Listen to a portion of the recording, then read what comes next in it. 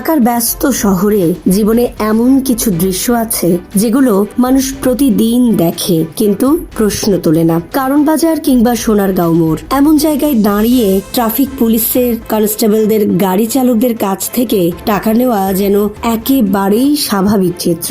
কেউ তাকায়, কেউ দেখে না দেখার ভান করে কিন্তু প্রতিবাদ করে না। এই সমাজেই আবার প্রকাশ্যে ভালোবাসা দেখানো হয়ে ওঠে অশোভন।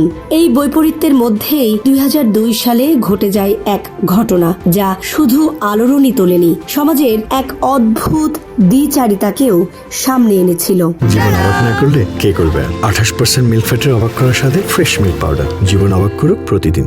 ঘটনার কেন্দ্রবিন্দুতে ছিলেন দেশের জনপ্রিয় রক তারকা ফারুক মাহফুজানাম জেমস এবং এক তরুণী বেনজির সাজ্জাদ। উত্তরা থানার ভেতরে হঠাৎ করেই এক নাটকীয় পরিস্থিতির সৃষ্টি হয়। পুলিশের উপস্থিতিতে সামাজিক নিয়ম নীতি কিংবা চারপাশের চোখ রাঙানিকে উপেক্ষা করে বেনজির নিজের ভালোবাসার মানুষকে চুম্বন করেন। মুহূর্তেই থানা প্রাঙ্গণে হইচই পড়ে যায়। দায়িত্বে থাকা পুলিশ কর্মকর্তারা হতভম্ব হয়ে যান। ওসি ছুটে এসে প্রশ্ন করেন, এসব কি হচ্ছে? জবাবে বেনজিরের দীর্ঘ কণ্ঠ, ভালোবাসার প্রমাণ দিলাম। এই এক বাক্যই যেন পুরো ঘটনাকে অন্য মাত্রা দেয়।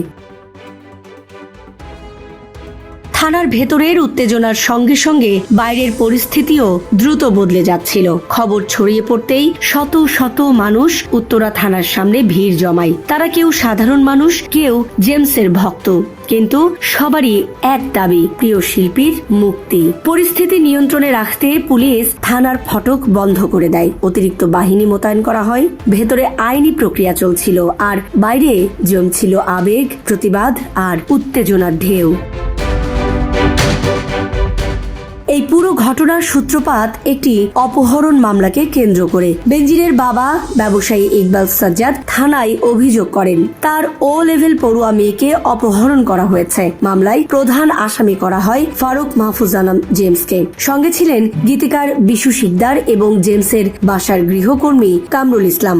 অভিযোগে বলা হয় 2002 সালের জুন মাসে কোচিং থেকে ফেরার পথে বেনজিরকে জোর করে তুলে নিয়ে যাওয়া হয় এবং পরে যুক্তরাষ্ট্রে নিয়ে যাওয়া হয়। তবে এই অভিযোগের সম্পূর্ণ বিপরীত অবস্থান নেন বেনজির নিজেই। তার দাবি এটি কোনো অপহরণ নয়, বরং ভালোবাসার সম্পর্কের স্বাভাবিক পরিণতি। তিনি স্বেচ্ছায় জেমসের সঙ্গে গিয়েছেন এবং যুক্তরাষ্ট্রে গিয়ে তারা বিয়ে করেছেন।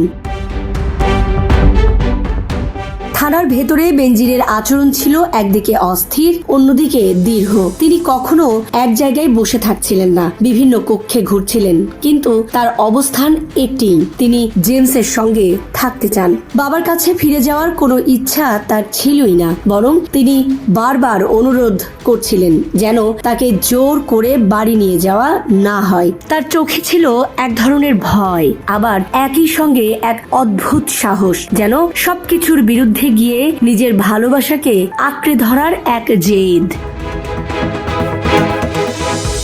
অবশেষে দুজনকেই আদালতে পাঠানো হয়। আদালত প্রাঙ্গণেও সেই নাটকীয়তা কম ছিল না। জেমসকে কারাগারে পাঠানোর আদেশ দেওয়া হয় আর বেনজিরকে রাখা হয় নিরাপত্তা হেফাজতে। কিন্তু এখানেই শেষ নয়। কয়েকদিন পর আবার আদালতে তোলা হলে বেনজির স্পষ্টভাবে জানান তিনি তার বাবার সঙ্গে যেতে চান না। বিচারক তার বক্তব্য মনোযোগ দিয়ে শোনেন, বিয়ের কাগজপত্র পর্যালোচনা করেন এবং শেষ পর্যন্ত বেনজিরকে নিজের জিম্মায় থাকার অনুমতি দেন। একই সঙ্গে জেমসকে অভিযোগ থেকে অব্যাহতি দেওয়া হয়।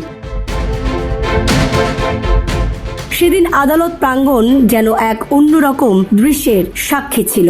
দেশের সঙ্গীত অঙ্গনের বহু তারকা সেখানে উপস্থিত ছিলেন। আয়ুব বাচ্চু, এন্দ্র কিশোর, তপন চৌধুরী, সঞ্জীব চৌধুরী, বাপ্পা মজুমদার, বেবি নাজনীন। অনেকেই এসেছিলেন তাদের সহকর্মীর পাশে দাঁড়াতে। এটি কেবল একটি আইনি লড়াই ছিল না, বরং একটি সাংস্কৃতিক মুহূর্তেও পরিণত হয়েছিল। তবে এই প্রেম কাহিনীর আরেকটি জটিল দিকও ছিল। জেমস তখন বিবাহিত ছিলেন। তার প্রথম স্ত্রী কানিজ রাবেয়া রথির সঙ্গে তার সম্পর্কের ভাঙন শুরু হয় এই সময়ে। জানা যায় 1991 সালে তাদের পরিচয় ও বিয়ে হয়েছিল এবং তাদের সংসারে 2 সন্তানও ছিল। কিন্তু সময়ের সঙ্গে সেই সম্পর্ক ভেঙে যায় আর তার মাঝখানেই বেনজিরের সঙ্গে জেমসের সম্পর্ক সামনে আসে। সময়ের স্রোতে অনেক কিছুই বদলে যায়। ঘটনাটির পর কিছু সময় একসঙ্গে থাকলেও শেষ পর্যন্ত জেমস ও বেনজিরের পথ আলাদা হয়ে যায়। পরে জানা যায় বেনজির তার কন্যাকে নিয়ে যুক্তরাষ্ট্রে স্থায়ী হয়েছেন, আর ফারুক মাহফুজ আনাম জেমস নিজের সঙ্গীত জীবন নিয়ে এগিয়ে গেছেন। গানে গানে প্রকাশ করেছেন তার জীবনের সংগ্রাম, ভালোবাসা আর ভাঙনের গল্প।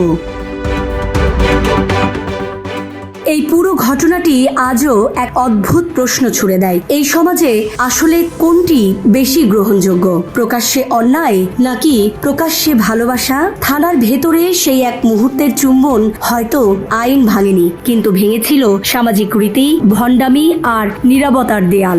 আর সে কারণেই ঘটনাটি আজও স্মরণীয়, ভালোবাসার সাহসী, বিতর্কিত কিন্তু গভীর এক প্রতীক হিসেবে। Desk report, Dhaka express.